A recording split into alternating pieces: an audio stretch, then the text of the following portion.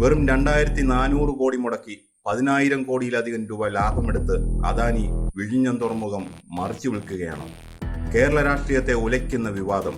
കേരളത്തിന്റെ വിഴിഞ്ഞം തുറമുഖം ലോകത്തിലെ ഏറ്റവും വലിയ ഷിപ്പിംഗ് കമ്പനിയുടെ കൈകളിലേക്കോ?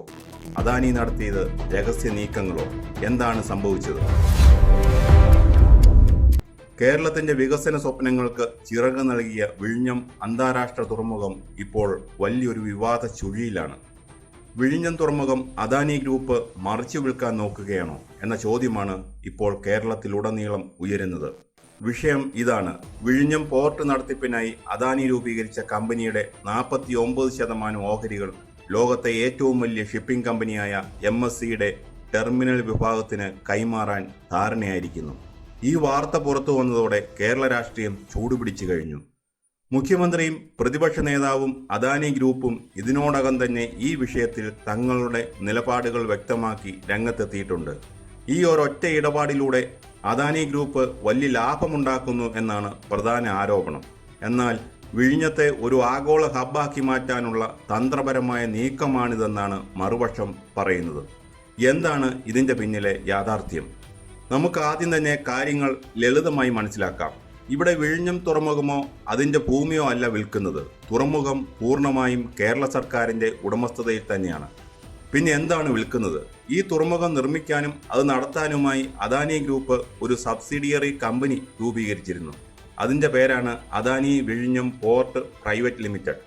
ഈ കമ്പനിയുടെ 49% ഓഹരികളാണ് മെഡിറ്ററേനിയൻ ഷിപ്പിംഗ് കമ്പനി അഥവാ MSCയുടെ ടെർമിനൽ വിഭാഗമായ TILന് കൈമാറാൻ അദാനി ഗ്രൂപ്പ് പ്രാഥമിക ധാരണയിലെത്തിയിരിക്കുന്നത്. ലോകത്തിലെ ഏറ്റവും വലിയ കപ്പൽ ചാലകരാണ് MSC. അവരുമായി കൈകോർക്കുന്നതിലൂടെ വലിയ ബിസിനസ് സാധ്യതകളാണ് അദാനി ലക്ഷ്യമിടുന്നത്. എന്നാൽ ഈ ഇടപാട് നടത്തിയത് സംസ്ഥാന സർക്കാരിനെ മുൻകൂട്ടി അറിയിക്കാതെയാണെന്നതാണ് ഇപ്പോഴത്തെ വലിയ വിവാദം. മുഖ്യമന്ത്രിയുടെ ഓഫീസ് പുറത്തിറക്കിയ വാർത്താക്കുറിപ്പിൽ ഇതിലുള്ള കടുത്ത അതൃപ്തി പരസ്യമാക്കിയിട്ടുണ്ട്. അദാനി പോർട്സ് മാനേജ്മെന്റിനെ മുഖ്യമന്ത്രി നേരിട്ട് അതൃപ്തി അറിയിക്കുകയും ചെയ്തു. ചീഫ് സെക്രട്ടറി അധ്യക്ഷനായ എംപവേർഡ് കമ്മിറ്റി ഈ ഇടപാടിനെക്കുറിച്ച് വിശദമായി പഠിക്കുമെന്നാണ് സർക്കാർ അറിയിച്ചിരിക്കുന്നത്. രാജ്യസുരക്ഷ ഉൾപ്പെടെയുള്ള നിർണായക കാര്യങ്ങൾ പരിശോധിച്ച ശേഷമേ സർക്കാർ അന്തിമ തീരുമാനമെടുക്കൂ. ഈ ഓഹരി കൈമാറ്റം കേവലം ഒരു ബിസിനസ് ഇടപാട് മാത്രമല്ല, വലിയൊരു രാഷ്ട്രീയ വിവാദമായി മാറിയിരിക്കുകയാണ്. ഇതിനെതിരെ കടുത്ത അഴിമതി ആരോപണവുമായി രംഗത്തെത്തിയിരിക്കുന്നത് പ്രതിപക്ഷ നേതാവാണ്. പ്രതിപക്ഷ നേതാവ് ഉയർത്തുന്ന കണക്കുകൾ ഇങ്ങനെയാണ്: വിഴിഞ്ഞം തുറമുഖ നിർമ്മാണത്തിനായി അദാനി ഗ്രൂപ്പ് സ്വന്തം കയ്യിൽ നിന്ന് മുടക്കിയത് വെറും 2454 കോടി രൂപ മാത്രമാണ്. എന്നാൽ MSCയുമായുള്ള ഈ ഒരൊറ്റ ഓഹരി കച്ചവടത്തിലൂടെ അദാനിയുടെ കൈകളിലേക്ക് എത്താൻ പോകുന്നത് 13,220 കോടി രൂപയാണ്. അതായത് മുടക്കിയ തുകയുടെ പല ഇരട്ടിയാണ് അദാനി ഈ ഒരൊറ്റ ഇടപാടിലൂടെ സ്വന്തമാക്കുന്നത്. ഇത് ജനങ്ങളെയും സർക്കാരിനെയും പറ്റിക്കുന്ന പരിപാടിയാണെന്നും വിഴിഞ്ഞം മറിച്ചു വിറ്റ് ലാഭം കൊയ്യാനാണ് അദാനി ശ്രമിക്കുന്നതെന്നും പ്രതിപക്ഷം ആരോപിക്കുന്നു. 25%-ലേറെ ഓഹരി കൈമാറാൻ സർക്കാരിന്റെ മുൻകൂർ അനുമതി വേണമെന്ന നിയമം നിലനിൽക്കെ അത് ലംഘിച്ചാണ് അദാനി ഈ നീക്കം നടത്തിയതെന്നും പ്രതിപക്ഷം ചൂണ്ടിക്കാണിക്കുന്നു. ഈ തുകയുടെ വലിപ്പം തന്നെയാണ് ഈ വിഷയത്തെ ഇത്രമേൽ ഗൗരവമുള്ളതാക്കുന്നത്.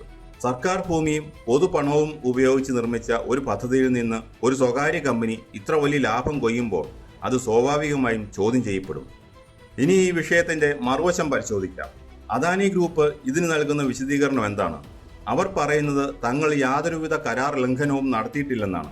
അദാനിയുടെ വാദങ്ങൾ ഇങ്ങനെ ചുരുക്കാം: തുറമുഖവും കടലുമെല്ലാം പൂർണ്ണമായും കേരള സർക്കാരിന്റെ ഉടമസ്ഥതയിൽ തന്നെയാണ്. അതിലൊരു മാറ്റവുമില്ല. കേരള സർക്കാരുമായി ഉണ്ടാക്കിയ കൺസഷൻ കരാർ അനുസരിച്ച് തുറമുഖത്തിന്റെ വാണിജ്യ പ്രവർത്തനം തുടങ്ങി 1 വർഷം കഴിഞ്ഞാൽ ഓപ്പറേറ്റിംഗ് കമ്പനിയുടെ 74% വരെ ഓഹരികൾ വിൽക്കാൻ അദാനിക്ക് നിയമപരമായി അവകാശമുണ്ട്. വിഴിഞ്ഞം തുറമുഖത്ത് വാണിജ്യ പ്രവർത്തനം ആരംഭിച്ചത് 2024 ഡിസംബർ 24-നാണ്. അതുകൊണ്ട് തന്നെ ഇപ്പോൾ ഓഹരി കൈമാറ്റം നടത്തുന്നതിൽ സാങ്കേതികമായി തെറ്റില്ല. കൂടാതെ ഇപ്പോൾ നടത്തിയത് ഒരു പ്രാഥമിക ധാരണ മാത്രമാണെന്നും നിയമപരമായി ഓഹരി കൈമാറാൻ കേരള സർക്കാരിന്റെ ഔദ്യോഗിക അനുമതിക്കായി മുഖ്യമന്ത്രിയുടെ ഓഫീസിനും വിസിൽ MDക്കും അപേക്ഷ സമർപ്പിച്ചിട്ടുണ്ടെന്നും അദാനി ഗ്രൂപ്പ് വ്യക്തമാക്കുന്നു. പുതിയ പങ്കാളി വന്നാലും 2035 മുതൽ വരുമാന വിഹിതം സംസ്ഥാനത്തിന് നൽകണമെന്നതടക്കമുള്ള ഒരു വ്യവസ്ഥയിലും മാറ്റമുണ്ടാകില്ലെന്നും അവർ അവകാശപ്പെടുന്നു. എന്നാൽ സർക്കാർ ചോദിക്കുന്നത് ഈ ചർച്ചകൾ നടക്കുമ്പോൾ എന്തുകൊണ്ട് സർക്കാരിനെ മുൻകൂട്ടി അറിയിച്ചില്ല എന്നാണ്. ഒരു കൺസ്ട്രക്ഷൻ കരാറിലെ ഓഹരി ഘടന മാറ്റുമ്പോൾ സർക്കാരിന്റെ അനുമതി നിർബന്ധമാണ്. അത് വാങ്ങാതെ ഇത്തരം പ്രഖ്യാപനങ്ങൾ നടത്തുന്നത് അതൃപ്തിക്ക് കാരണമായി. ഈ ഓഹരി വിൽപ്പന യാഥാർത്ഥ്യമായാൽ കേരളത്തിന് എന്തെങ്കിലും നഷ്ടമുണ്ടോ, അല്ലെങ്കിൽ എന്താണ് സംഭവിക്കാൻ പോകുന്നത്? ഇതിന് രണ്ട് വശങ്ങളുണ്ട്. ഒന്നാമത്തേത് സാമ്പത്തികവും നിയമപരവുമായ വശം. കരാർ വ്യവസ്ഥകൾ കൃത്യമായി പാലിക്കപ്പെടുന്നിടത്തോളം കാലം കേരള സർക്കാരിന് നേരിട്ട് സാമ്പത്തിക നഷ്ടമുണ്ടാകാൻ സാധ്യത കുറവാണ്. കാരണം 2035 മുതൽ തുറമുഖത്തു നിന്നുള്ള വരുമാന വിഹിതം സർക്കാരിലേക്ക് ലഭിച്ചു തുടങ്ങും. അതിൽ മാറ്റമുണ്ടാകില്ലെന്ന് അദാനി വ്യക്തമാക്കിയിട്ടുണ്ട്. എന്നാൽ രണ്ടാമത്തെ വശം തന്ത്രപരവും സുരക്ഷാപരവുമാണ്. വിഴിഞ്ഞം എന്നത് കേവലം ഒരു വാണിജ്യ തുറമുഖം മാത്രമല്ല, അത് ഇന്ത്യയുടെ അതിർത്തിക്കടുത്തുള്ള തന്ത്രപ്രധാനമായ ഒരു കേന്ദ്രമാണ്. അന്താരാഷ്ട്ര കമ്പനികൾക്ക് ഇതിൽ പങ്കാളിത്തം വരുമ്പോൾ രാജ്യസുരക്ഷയെ അത് എങ്ങനെ ബാധിക്കും എന്നത് കൃത്യമായി പരിശോധിക്കേണ്ടതുണ്ട്. ചീഫ് സെക്രട്ടറിയുടെ നേതൃത്വത്തിലുള്ള സമിതി ഇതാണ് പ്രധാനമായും പരിശോധിക്കുക. മറ്റൊരു വശം, ലോകത്തെ ഏറ്റവും വലിയ ഷിപ്പിംഗ് കമ്പനിയായ MSC പങ്കാളിയാകുമ്പോൾ വിഴിഞ്ഞത്തേക്ക് കൂടുതൽ കപ്പലുകൾ വരാൻ സാധ്യതയുണ്ട്. ഇത് വിഴിഞ്ഞത്തെ ഒരു ആഗോള ട്രാൻസ്ഷിപ്മെന്റ് ഹബ്ബാക്കി മാറ്റാൻ സഹായിച്ചേക്കാം. അതായത് അദാനിക്ക് വലിയ ലാഭമുണ്ടാകുമ്പോഴും തുറമുഖത്തിന്റെ വളർച്ചയ്ക്ക് ഇത് ഗുണം ചെയ്തേക്കുമെന്നും ഒരു വിലയിരുത്തലുണ്ട്. എന്നാൽ ഇതിന്റെ പേരിൽ സംസ്ഥാനത്തിന്റെ താൽപ്പര്യങ്ങൾ ഒട്ടും ബലികഴിക്കപ്പെടാൻ പാടില്ല. അദാനി ഗ്രൂപ്പ് നൽകിയ അപേക്ഷ ചീഫ് സെക്രട്ടറി അധ്യക്ഷനായ എംപവേർഡ് കമ്മിറ്റി വിശദമായി പരിശോധിക്കും. കരാറിലെ ഓരോ വരികളും നിയമപരമായ ബാധ്യതകളും രാജ്യസുരക്ഷയും വിലയിരുത്തിയ ശേഷമേ സർക്കാർ അന്തിമ തീരുമാനമെടുക്കൂ. അദാനി ഗ്രൂപ്പ് വലിയ ലാഭം കൊയ്യുന്നു എന്ന പ്രതിപക്ഷത്തിന്റെ ആരോപണവും തങ്ങൾ കരാർ ലംഘനം നടത്തിയിട്ടില്ലെന്ന അദാനിയുടെ വാദവും നിലനിൽക്കുമ്പോൾ സർക്കാരിന്റെ തീരുമാനം വളരെ നിർണായകമായിരിക്കും. സംസ്ഥാനത്തിന്റെ താൽപ്പര്യങ്ങൾ പൂർണ്ണമായും സംരക്ഷിച്ചുകൊണ്ട് മാത്രമേ മുന്നോട്ട് പോകൂ എന്ന് മുഖ്യമന്ത്രിയുടെ ഓഫീസ് വ്യക്തമാക്കിയിട്ടുണ്ട്.